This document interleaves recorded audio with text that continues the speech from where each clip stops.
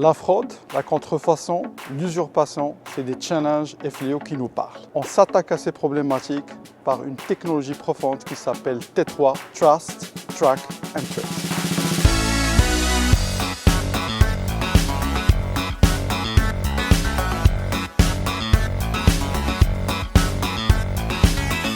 Hafed Grieger, je suis docteur en micro et nanotechnologie. Je suis directeur adjoint du DICE, Digital Innovation Center of Excellence, au sein de l'UM6P, Université Mohamed VI Polytechnique. Je suis aussi directeur général de la société SenseThings, qui est le véhicule de transfert technologique de la solution T3. Je m'appelle Rafik Alami, je suis le président de la société SenseThings et j'ai aussi deux rôles au niveau de l'Université Mohamed VI Polytechnique. Donc je suis le directeur du Digital Innovation Center of Excellence et du Digital Learning Lab. T3, Trust, Track and Trace, c'est une solution technologique qui a été développée au rang des laboratoires de l'UM6P. Donc on a un brevet d'invention. C'est une solution qui s'attaque à la problématique de contrefaçon, d'usurpation, de fraude sur plusieurs filières et on va dire industrielles, notamment la filière documentaire, le packaging et plein d'autres filières. On a créé T3 parce qu'on voulait offrir aux universités, aux étudiants et aux recruteurs une solution digitale à 100% qui permet d'avoir l'authentification instantanée du contenu et de l'originalité des documents qu'on présente.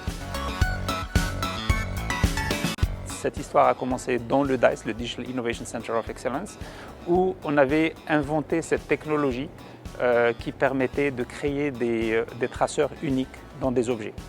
Donc ça, c'était un projet de recherche, d'innovation et tout.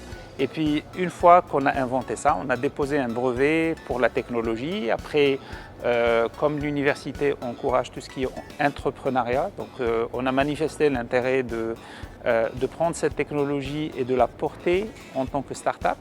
Et donc, c'est pour ça qu'on a négocié le transfert de cette technologie à la start-up SenseThings. Ce qu'on a pu faire, c'est un petit peu bénéficier de tout l'écosystème qui a été créé par l'UM6P autour de ça.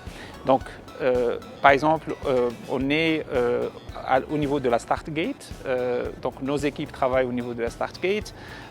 On a aussi des investissements qui ont été faits par UM6P Venture pour permettre un démarrage initial, mais maintenant on est dans un autre round d'investissement avec des investisseurs externes. On a suivi le programme de Plug and Play au Maroc, donc on a fait partie de la cohorte actuelle de Plug and Play qui nous a permis un petit peu de connaître comment présenter notre projet, faire les business plans, comment interagir avec les investisseurs, etc.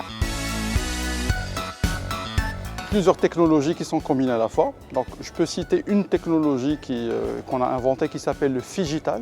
Donc, une technologie qui combine à la fois entre le physique et le digital, donc le hardware et le software. Et donc, quand on parle du Phygital, on parle d'abord de l'électronique embarquée. Donc, on a des puces communicantes qu'on peut mettre sur des documents.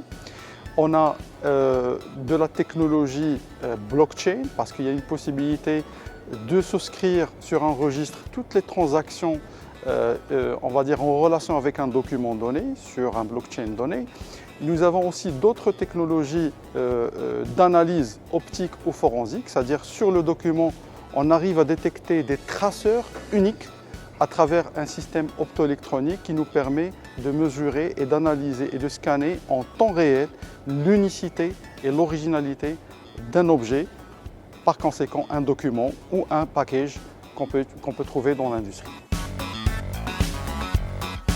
C'était le fait que nous, on a vu tout le potentiel de la technologie T3 dans le domaine, dans la verticale éducation, avec des diplômes physiques. Donc initialement, les gens à qui on parlait, on dit « nous, on va digitaliser les documents ». Ils disent « les documents sont amenés à disparaître ». Et ça, c'est une conception qu'il fallait changer. Parce qu'en réalité, oui, on parle de la digitalisation, mais tout le monde essaie de digitaliser depuis des dizaines d'années, ça ne marche pas. Pourquoi? Parce qu'on demande aux gens de faire une transition complète d'un domaine où ils ont des objets matériaux à un objet où tout est dématérialisé. Mais il y a énormément de gates that they need to clear avant d'arriver à ce point-là. Avec l'approche Figital qu'on a créée, c'est qu'on vous dit, vous n'avez pas à faire le choix. Ou ça, ou ça. On dit, vous pouvez avoir les deux. Vous pouvez avoir et le physique et le digital. Et ça, c'est quelque chose qui a permis d'accélérer cette transition. Donc avec la technologie T3, parce qu'on a créé ce bridge entre le digital et le physique, donc ça nous permet d'accélérer l'adoption du digital. Donc on est pratiquement aujourd'hui le premier pays dans le monde à avoir un bac Figital qui est digital et physique. Et donc aujourd'hui, on est en train de passer à un système où le Maroc était suiveur, un environnement où le Maroc maintenant est leader.